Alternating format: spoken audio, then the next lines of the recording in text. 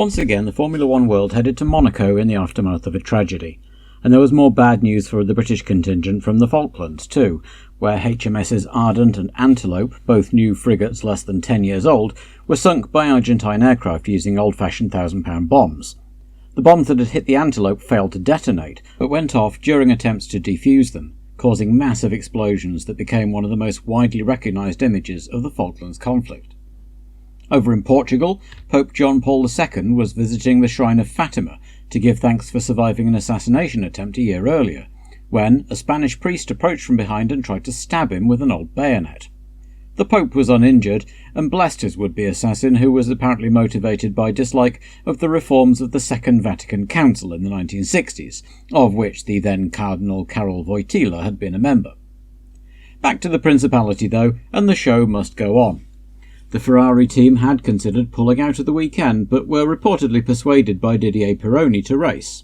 Some commended the Frenchman for stepping up to lead the team through a time of crisis, but his critics thought it showed a lack of tact and a ruthless ambition they didn't like. At any rate, Ferrari would only race one car, with no replacement for Villeneuve announced yet, and the two chassis that arrived were obviously strengthened around the cockpit area. The Brabham engine saga continued, with Piquet and the troublesome BMW car, and Patrese reverting to the older Ford-powered model, which actually seems to be running better. It was assumed that BMW had insisted that their engine be in the world champion #1 car, but Piquet himself seemed happy enough with it. On the subject of engines, McLaren announced that they had signed a long-rumoured contract with Porsche to design and supply a 1.5-litre turbo engine in the future. Starting from scratch, it would probably not be ready before the back end of 1983, but was another sign that more and more teams were to be adopting turbo power. Ligier finally had their new JS19 chassis ready, but the Matra turbo engine it was designed for still wasn't available, so the old V12 would be in the back. The chassis had to be modified on site as someone had misread the rules slightly, and the skirts were too long, extending behind the rear wheels, instead of only being between the front and rear. Avon, meanwhile, had decided to pull out of F1 entirely following the spat over ATS's tyres, which left the Theodore and Ensign teams without boots. Teddy Yip's connections managed to get some Goodyear tyres for Theodore, but Ensign were left scratching around for old Avons in the corner of their factory. With the limited paddock space in Monaco, just 26 cars would be competing for 20 grid spaces, and pre-qualifying saw the Azella, March, Fittipaldi and Tolman teams, 8 cars in all, whittled down to 3, Jarier, Mass and Warwick, for qualifying proper. Despite the received wisdom being that turbo-engined cars would struggle on the circuit, René Arnoux went round in the closing minutes of qualifying to take pole position with a time 2.5 seconds faster than the 1981 pole time and half a second quicker than Riccardo Patrese's second-place Brabham. Giacomelli took third in the V12-powered Alfa, then Prost and Pironi made it 3 turbos in the top 5. Rosberg was 6th, De Cesaris 7th, a good day for Alfa Romeo, with Daly, Alboreto and Watson making up the top 10. The McLarens weren't running well, with Lauda down in 12th, just ahead of Piquet, and the new Ligier didn't seem to be much of an improvement on the old one, with Chivas 16th and Lafitte 18th. Sura and Salazar made up the back row. The Arrows team were fined £300 in scrutineering for having some loose ballast not fixed to the car, but since the car was over the minimum even without it, nobody was quite sure what that was all about. Before the race there was a parade of historic Alfa Romeo cars, and the team were optimistic for a good result with their new 182B chassis running well in qualifying. Arnoux would be hoping he could stay ahead at the start and keep everyone behind him to finally break his bad luck streak, while Patrese was happy at the handling of his Brabham and was confident at the prospect of taking a maiden win. The weather was fine but cloudy, and the parade lap went off without any stalls or breakdowns, and when the light went green, everyone got away and miraculously even made it through Saint-Devote all in one piece. Arnoux got a good start to retain his lead, with Giacomelli nipping into second ahead of Patrese, with Prost 4th, then Pironi and De Cesaris.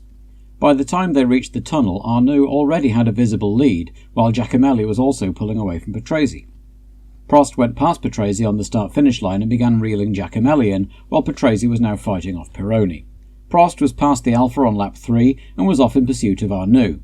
There was no love lost between these two drivers, and it seemed unlikely that Prost would simply hold station and allow Arnoux to take the win. Giacomelli's half-shaft broke on lap 5, putting him out and promoting Patrese back up to third, still keeping Pironi's Ferrari behind him. A three-way scrap had developed between these two and De Cesaris, with Alboreto and Rosberg keeping station just behind. Prost, meanwhile, was making little headway, and Arnoux was keeping the gap at around 7 seconds, while Prost was about the same distance ahead of Patrese and co. Everything settled down for a while, until on lap 15, Arnoux lost the back end through the swimming pool complex and stalled his engine right on the racing line. Prost came gratefully through into the lead, but Patrese had been able to close up a little, and at 20 laps the gap was just 1.4 seconds, with Pironi and De Cesaris having both dropped back for a bit of a breather. Salazar had a weird one. His fire extinguisher went off in the cockpit, and he not unreasonably assumed that the car was on fire and pulled over and hopped out. Chivas Ligier was out with an oil leak on lap 28, and 2 laps later Lafitte retired his with handling problems. At about half distance the leaders were lapping Elio De Angelis, who let Prost and Patrese through, eventually, but rather shut the door on Pironi, knocking a chunk of his nose cone off. Balked by the Lotus and now stuck behind Piquet, Prost was coming under heavy attack by Patrese, but the Italian was unable to get past, and once they were all through, Prost was able to pull away again. With Pironi dropping back with a damaged nose, things settled down again after that. Piquet's turbo packed up on lap 50, and both McLarens had also retired with technical gremlins from midfield anonymity. But then, on lap 62, with 14 to go, it started raining.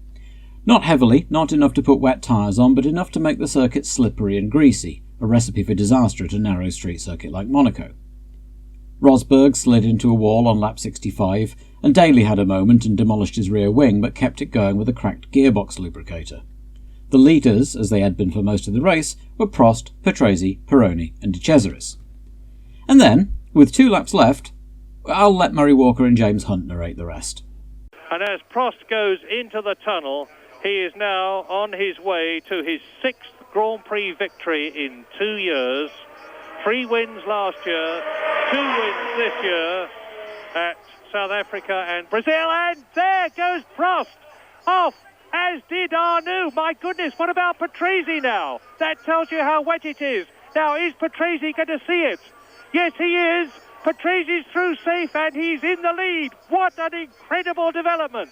Riccardo Patrese takes the lead on the 74th lap out of 76. And he is on his way to his first Grand Prix victory. Riccardo Patrese, who drove for 4 years for Arrows and several times came near to winning a Grand Prix at South Africa in 1978. Last year at Long Beach, takes the lead now, and he's coming through on lap 74. He gets a frenzied signal from the Brabham team. And into lap 75, the penultimate lap, goes the new race leader. In second place now then is Didier Pironi in the Ferrari. In third place now then is Andrea De Cesaris. In fourth place, and he's been lapped, Derek Daly. In fifth place is Nigel Mansell. In sixth place is Elio De Angelis. And in seventh place is Brian Henton. And we now only have 10 cars left in the race. Well, Riccardo Patrese now has all the pressure off. He only has to cruise around the finish, and he's sliding, and he's lost it.